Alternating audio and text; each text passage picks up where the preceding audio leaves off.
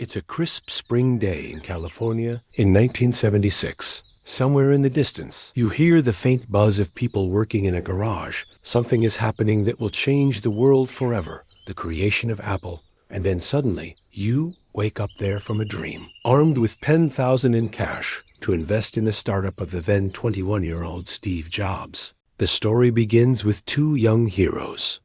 Steve Wozniak, the technical genius, an engineer through and through, capable of building a computer that anyone could understand.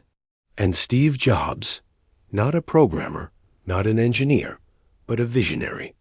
To him, a computer wasn't a calculator, but a bicycle for the mind.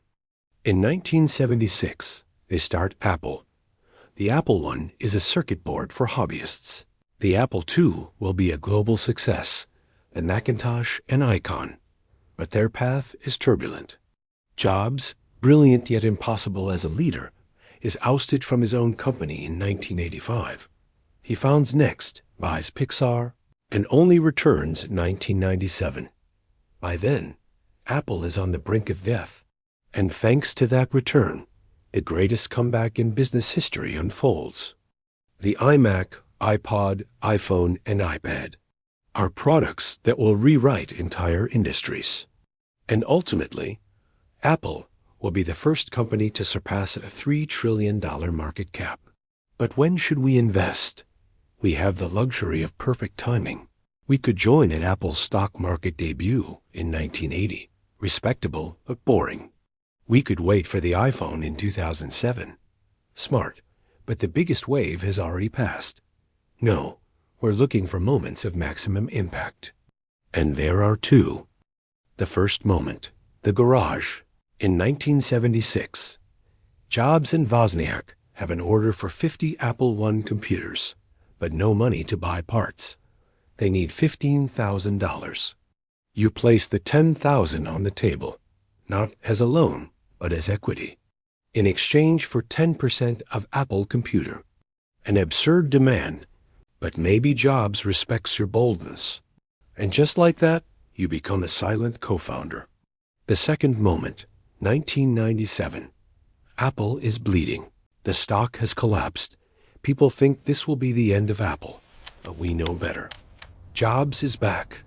He has just struck a deal with Microsoft, and he has the vision to reinvent Apple. We invest our $10,000 in shares, right at the bottom. So, two strategies. The Founding Father strategy. 10% in 1976. High risk, but with hindsight, we know it works.